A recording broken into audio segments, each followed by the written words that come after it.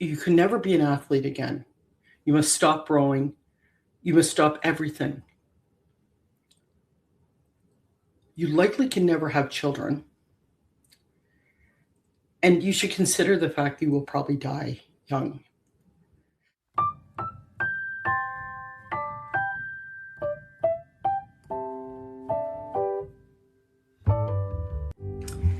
ARVC has shaped my life in many ways, but it also has shaped the lives of my family. Today's guest is not just part of this story, she is part of my story, my sister Meredith Cartwright. I was diagnosed with ARVC in 1991, and nearly 25 years later, Meredith was suddenly diagnosed too. It is a heart condition that took our grandmother's life and continues to run throughout our family. Meredith is a Canadian lawyer, investor, and activist with advanced degrees from Queen's University and Harvard. Her activism is in the areas of human rights, water management policy, and promoting interfaith dialogue. Like me, she's a big supporter of cardiac research into the causes of ARVC. I am so proud of Meredith for showing her full range of emotions on this difficult topic. In this revealing episode, we share our reactions to each other's diagnosis, talk about the family tensions over genetic testing, and offer our hope for gene therapy to stop the progression of this deadly disease. Hi, Mara, and welcome to my studio. Thank you, Heather. Thank you. It's a lovely studio and better lighting than I have at home. It's actually my home, and Meredith came over from her house. Meredith is my older sister by 5 years, and we are going to tell our stories. This is a different setup for me. Usually I'm interviewing people online, but here we are together. So our community is really made up of families. And so today's episode, we're going to talk about our own experiences, and we have different experiences, but they really relate to a lot of people in our community. So I thought it would be interesting if you actually tell my story, what you remember about it, and your reaction. Well, really, thank you for having me, and really thank you for doing this work. It's important, and it's difficult to talk about a bit, but I really appreciate being able to tell your story.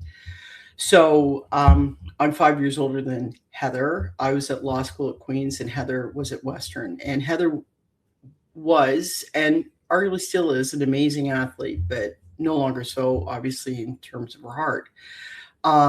So she was on the varsity boat at Western. If you know anything about Canadian university rowing, that perhaps other than or with UVic was the leading boat forever in Canadian rowing, and had in it future Olympians, which is where Heather was likely going to before the head of the Trent Regatta, where I wasn't there. I got a phone call from my mom, and my sister had literally collapsed in the boat at the end of a head race. A head race is a very long race, and with, I think, the quick thinking of a St. John's ambulance young man, was put into an ambulance and sent to Peterborough at one of the regional hospitals in the Peterborough region. By the time I got there, my sister, again, who was, I think you were 21 at the time, like a beautiful athlete, an amazing athlete, like accomplished in so many sports and incredibly fit, was on in a hospital bed, literally hooked up to everything. And I was told that to bring her heart rate down, which by the time I got there was in the 300s, that they had literally had to put a needle into her heart to try and stabilize her heart, to bring her heart rate down. Now, I was totally new to this. I didn't understand what was going on. So within a couple of weeks, months, we then found ourselves in London, Ontario, where Heather was at university, with a leading cardiologist and specialist. And the idea was that an ablation would fix this. So my mother and I were there. It was spring, and Dr. Klein was there.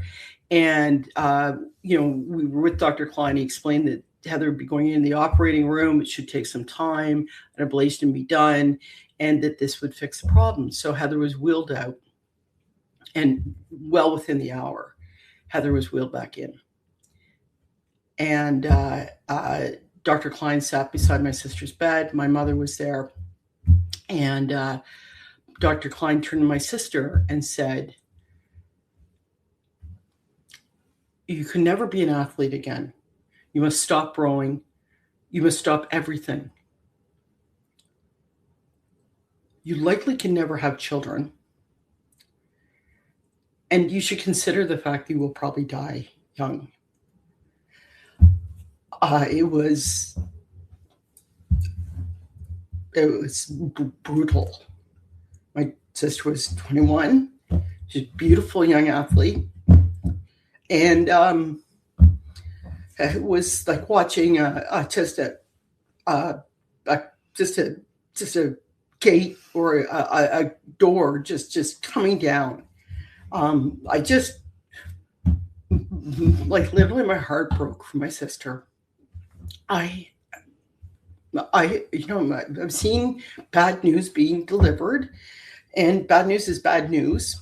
And but this really was god awful for her. I just, and we're sisters, so every time, we go through life and we fight like every family does. And when things are difficult with my sister, I go back to that moment because I just can't imagine being 21 and being told these things. And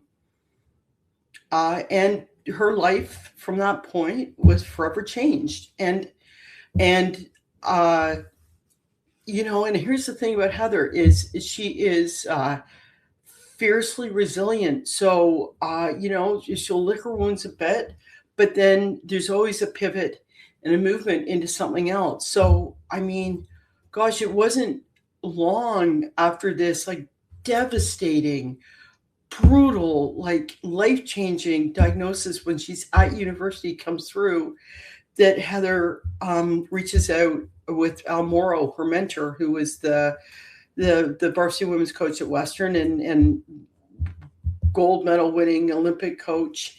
And he mentored Heather to be a rowing coach. And so there she was at university, like, getting a crew and, like, throwing herself in and becoming a rowing coach, and which is unbelievably, like, resilient. And so Heather goes off. She goes to film school, and then she moves into multimedia. She sort of put the coaching aside. She was still very involved in rowing, and had a business career. We worked together. We had an entrepreneurial venture that didn't work out, but we had a good try, and we were ahead of our time. It really could have been great, but nevertheless, Heather then pivoted back to rowing. So her next big job was at Princeton under the mentorship of Mike Tatey, who was the men's Olympic rowing coach and a gold medal coach. And then from Princeton, Heather then had crews at Boston University, and then ended up with the women's lightweight crew at Harvard. And, Harvard, when you look at my sister, you look at some of the media, like, Harvard's fantastic, the Weld Boathouse on the Charles River. I mean, Heather was, and literally she had these incredible lightweight rowers. She's got connections all across Canada with, women who are on the national team. Her friend Marnie McBean at this point has run multiple medals.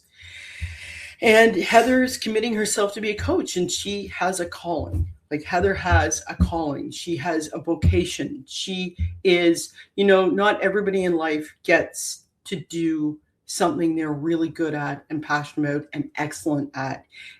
And Heather had this. And, I know lots of professionals and lots of people who never have this level of excellence and calling to do it. So as Heather is, like, in this dream job and, working intently with these great athletes, and she starts having episodes. And at this point I'd had my daughter, and there'd been numerous episodes. My mother and I had gone down to, and, Massachusetts General, and just talking to the camera, all of these really our condition, ARVC, there are a number of leading practitioners and clinicians. The best are here in Toronto, I would argue, but we got to meet them, at Massachusetts General and Johns Hopkins. So my next sort of really potent memory is I had my daughter who was 8 years old. I think it was the NCAA championships, or was it the sprint? Yeah. So this is like an amazing rowing race. All the top crews are there, and it's in New Jersey. And so it's not a head race, so it's like 1,000 meters? No, it's 2,000. 2,000 meters. And so here, Heather's got this amazing crew. I've got my 8-year-old daughter. My sister is so incapacitated with her heart condition, and this is kind of a testament to how good she was, that Harvard allowed her not to go where coaches go, which is the end of a rowing race. My sister had to sit away from the rowing, from the river, and sit beside an ambulance, because if my sister, with adrenaline and cortisol spiking, went into tachycardia, she was beside an ambulance. And I saw, that's another point, I watched her sit there in the sun and, beside the ambulance, and she was still at it, and Harvard was still supporting her. And I'm like, that's pretty remarkable. Then the next sort of segue in this story is, after numerous attacks, she, I wasn't there. She was at, again, the Weld Boathouse, and she'd come in from a practice, and she went into multiple storms of tachycardia. And it was so out of control that did they have to put the needle in you at the boathouse, or do you even remember? So again, and then she was moved to Auburn Hospital, right? Because they couldn't even get her to Massachusetts General. They couldn't get her to the main hospital. She had to be in a sort of a tertiary hospital because she was so unstable. And that was the end of her rowing career as a coach. And again, there's just this wall coming down on a vocation, on excellence, on a passion. It's just brutally unfair, and to be cut off like that. And it's brutal. So Heather picks herself up, comes back to Toronto, reestablishes herself, and again licks her wounds a bit. But then sort of embarks on this, an incredible commitment to philanthropy, to working, through Western to support coaching at Western, leads the charge within our family on genetic testing through Dr. Dana Spears, UHN, and sort of nudges me to do my bit at UHN and contribute to sick kids, because this is a genetic disease. And so, I'm really proud of you. I really am proud of you. You have really, been kicked in the teeth on numerous times, really beaten up by this, and managed to kind of pull yourself together and come back. Wow. Well, thanks for telling my story. These diseases have a lot of impact on families, and I don't underestimate how it affected you and Brian, our brother, and Mom. It's a scary thing, and a lot of families, unfortunately, the person doesn't survive. So we have to acknowledge that I was very lucky to have good care all the way through, and immediate care when the first incident happened. Oh, wait, Tim, I just want to tell one more incident. So Heather had several storms, but one of the most memorable ones. So a storm, just to clarify, is when your defibrillator goes off multiple times, and in succession. And it, yeah, you really are in an emergency situation. I think this is relevant because we're going to get to my story. And so we were with Heather one day, and this is like I think I was in my early 30s. You might not have crusted over into, but you'd been living with this for some time. It's a hot day. We're at the cottage. We're moving around. And Heather had her defibrillator fired 12 times. We were like, well, we can get to my part where I'm like, no, these are life-saving devices. I remind myself that all the time. But I really don't want my defibrillator to fire, because I've seen it. Look, these things saved Heather's life. They save people's lives. But to watch somebody get defibrillated, for 12 different times. So she ended up in the South Muskoka Hospital, and then was orange airlifted down to St. Mike's and then stabilized there. But, this is kind of like to survive means to survive like this, right? Like you have to be prepared. Like, this is what this means. And again, it was really, I can't believe anybody could handle all that. And I know once you were like, again, you're in Cambridge, Massachusetts, and you got shocked like on the riverbank by yourself. This is so Heather really has experience like living with this thing, and the pluses and the minuses. Having said that, again, these things save lives. We're glad to have them. We're grateful to be in a health system where we have them. So yeah. Well, let me tell your story.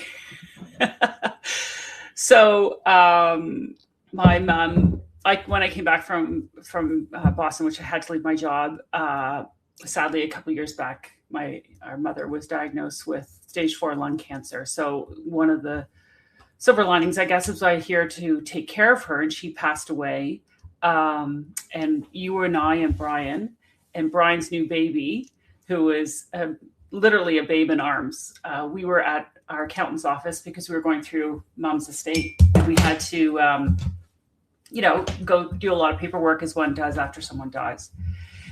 And we were having this meeting, and I looked across the table, and you were so flushed, like it could have been a hot flash, right? You were just sweating.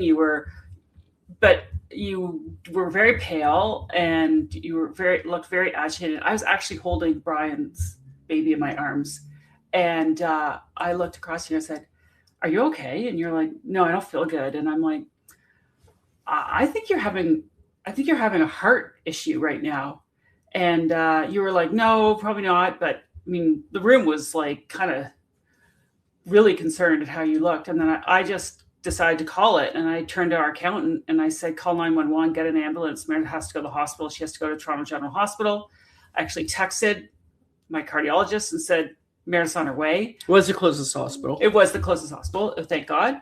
And and as I recall, you were admitted, but I think they were thinking maybe it was a heart attack, but we were trying to convey it to them. It could be an arrhythmia because this is in our family.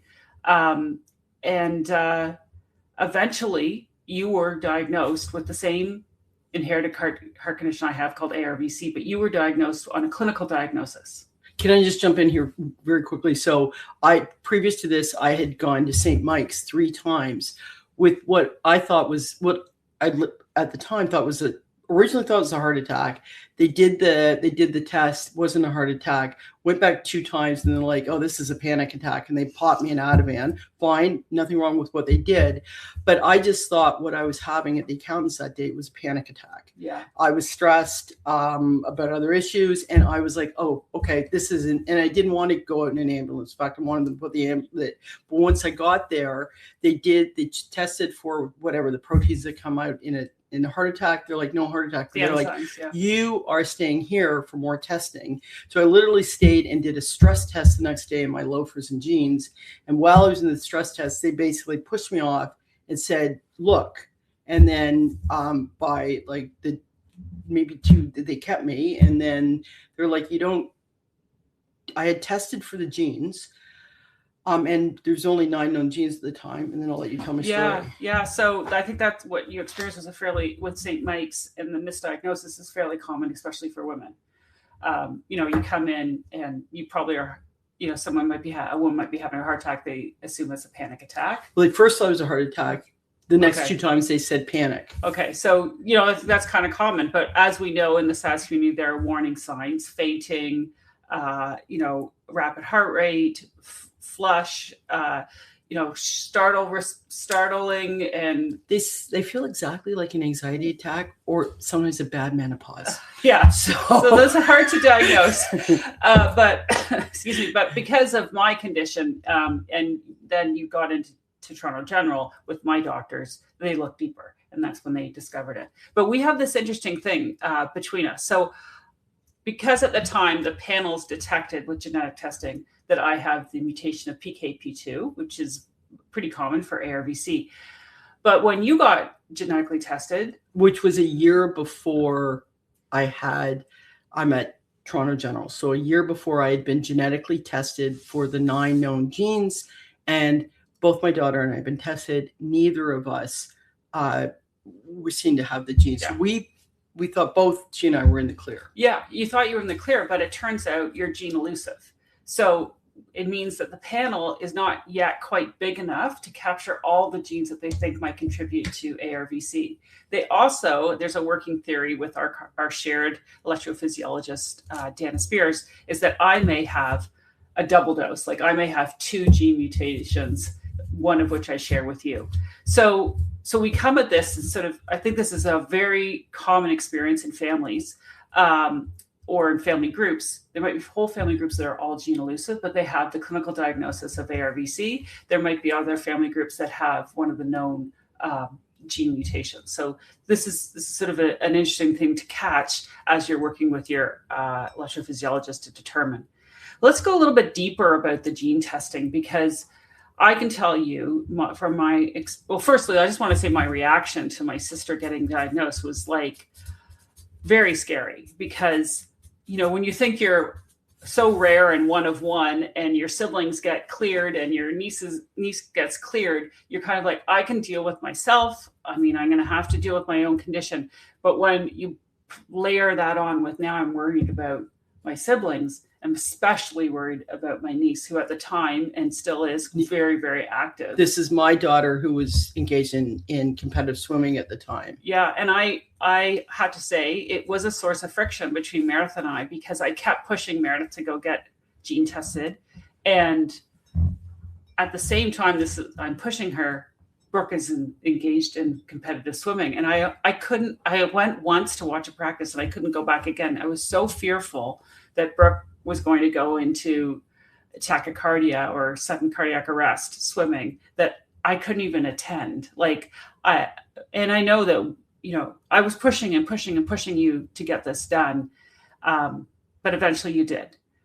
So you took on a little bit more because of Brooke, of sleeping a mother, but you also felt an obligation to our larger family group. So I'm just wondering if you want to talk about that. So, in her background, our paternal grandmother dropped dead at age 40, and the family lore is she'd spent her entire life, could drop dead at any time. Now, families being families, there's lots of conjecture as to why that is, but it certainly sounds like ARVC. Yeah. So she's our father's mother, who died at 40. Right. And then, our particular background is that, as Dana Spears says, it's like a Paleolithic layer of Upper Canadians. So long group of people in the same place, and we're related to people, say 7 generations back, but 5 times over. And which obviously is not uncommon in ethnic groups. So one of our cousins, distant, but a cousin nevertheless, when he was 13, he was in a cross-country race and, was out for quite a bit. He was revived, but it was pretty significant. And, if you look back at the family tree, it's an immediate cousin, but it is definitely with within our group. And so there's that. I just want to also go back to the issue of my daughter. So yeah, she was swimming. Heather is right. There was friction, and I think that, sort of me wanting her to play sports is not, I'm not going to make excuses for myself, but I definitely understand it when I talk to other parents. I understand it. Like, sports is a huge part of our family. It's a big part of everybody's. They want to bring their kids up with sports. Again, I'm not trying to make excuses for myself. It ends up that my daughter was cleared to play competitive rugby. She played for Ontario. But she was not. The cardiologists are like, no, she shouldn't row. She shouldn't do triathlons. She shouldn't do endurance running. But she's allowed to play competitive squash, very competitive rugby. And so, and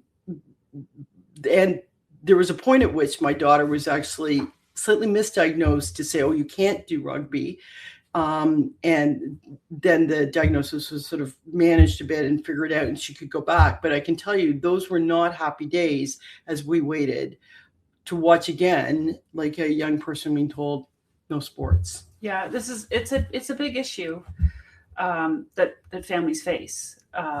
We felt it in our own family. Like, I had a lot of concern. You're trying to navigate it, and the guidelines are continuously updating. So, especially as sports relates to mental health and well-being, particularly for young women, because it's, this is how people manage themselves. Well, and we know from talking to Dr. Spears is that a lot of families who hear this diagnosis sometimes put the full brakes on, and then there's no activity, there's no exercise, and then obesity becomes an issue. So we have done an early episode with Dr. Bob Hamilton that people can go back and review about the new updated guidelines. And of course they should get guidance, but giving up sports or being told to really be restricted is a huge mental health burden.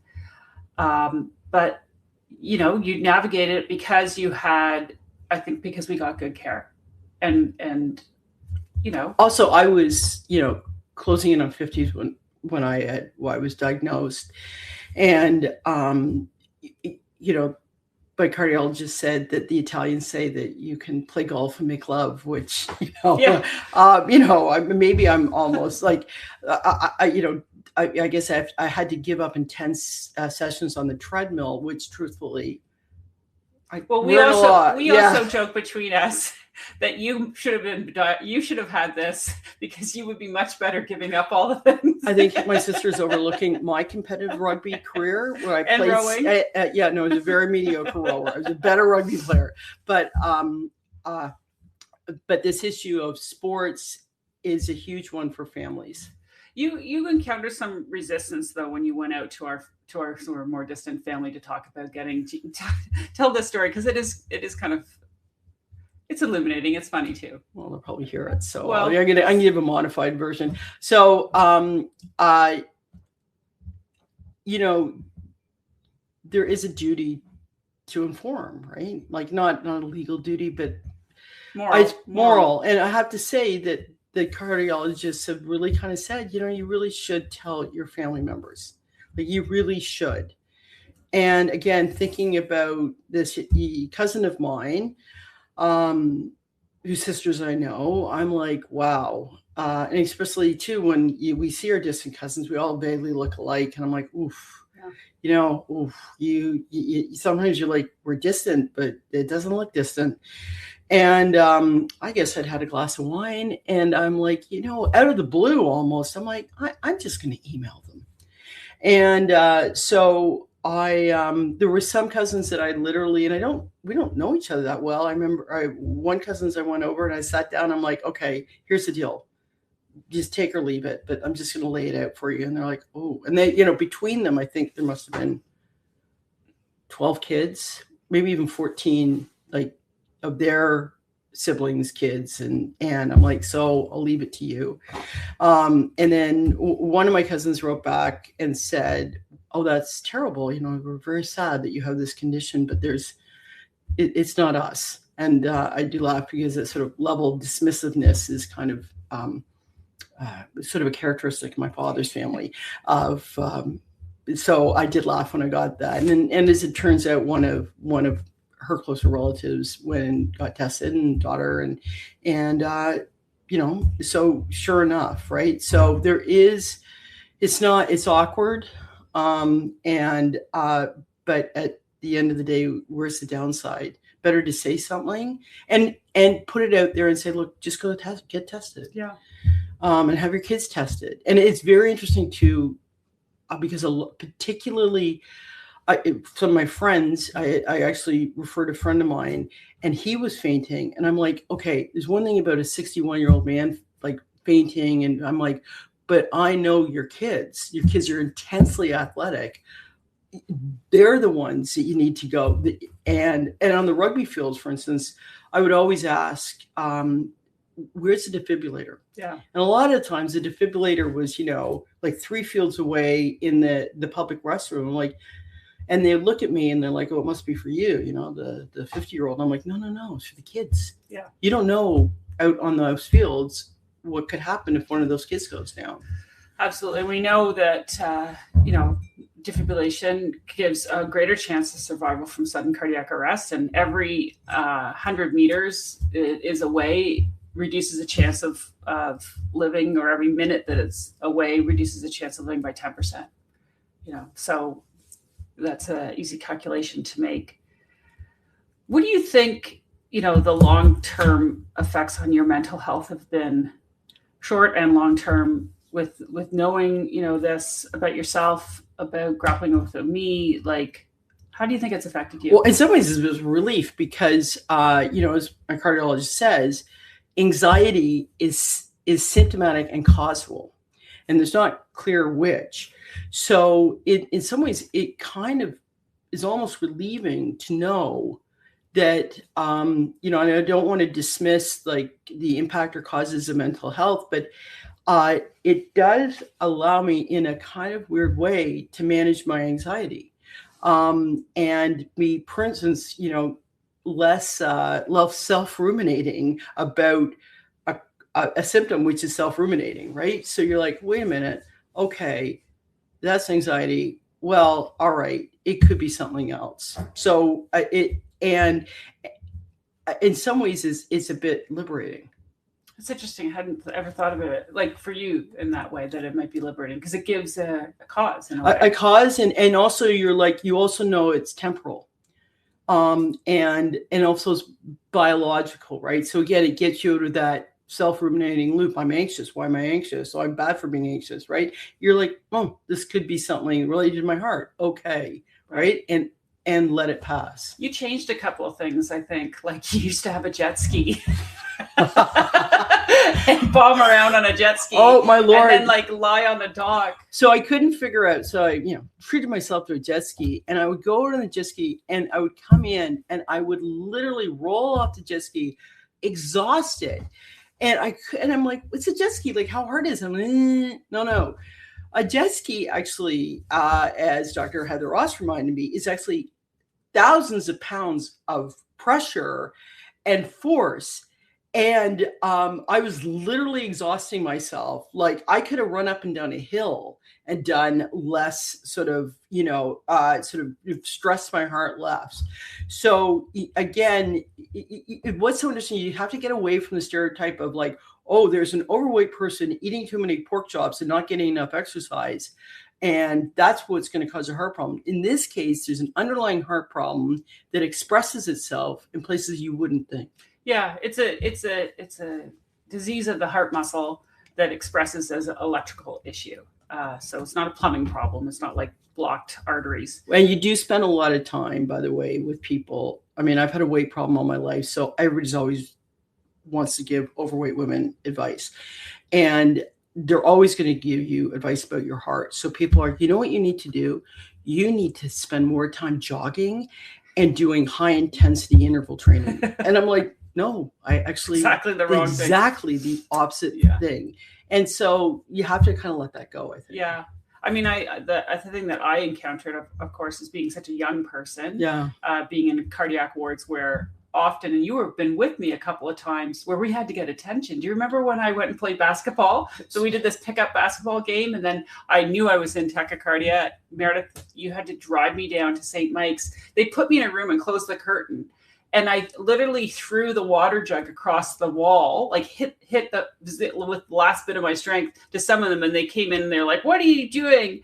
And then they saw me and then attended to me, because there's such a bias in emergency rooms. I mean, they look for the older, probably the older guy having a heart attack, not the young person who came in basketball shoes.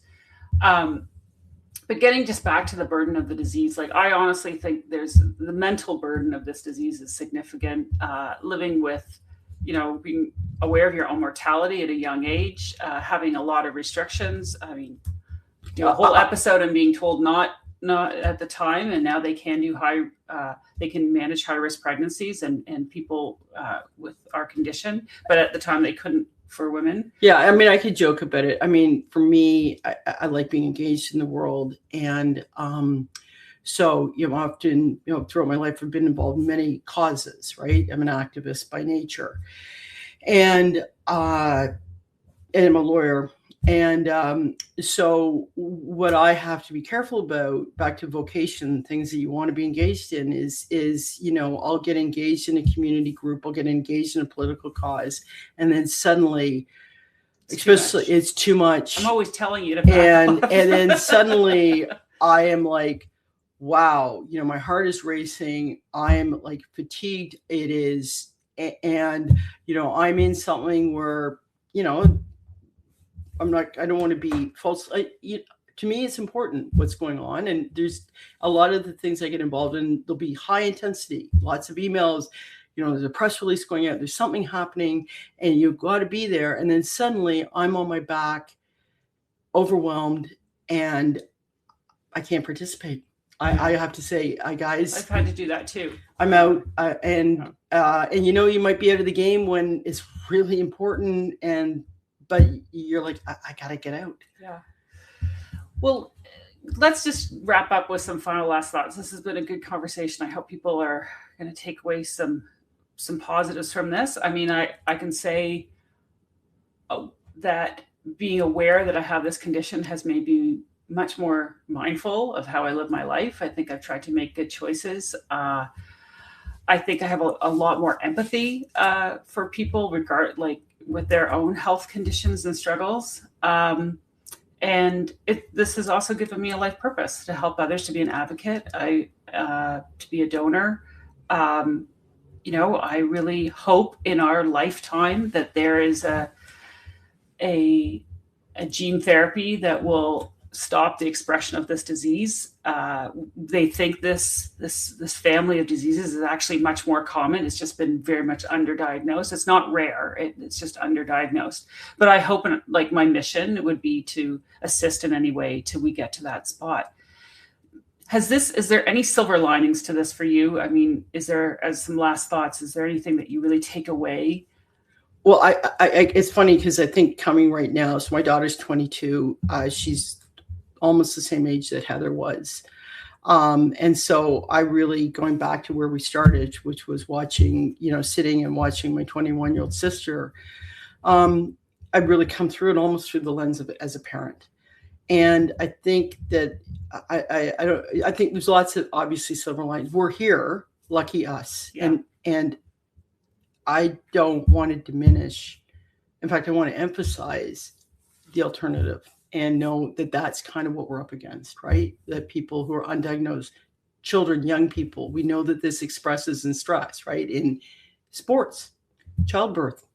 So, I think that awareness and doing what we're doing is a silver lining if it reaches people, and realize, there's stuff to look for, there's things you can do, there's things your family can do, and I sort of move forward together, because, the brutality and the suddenness of this,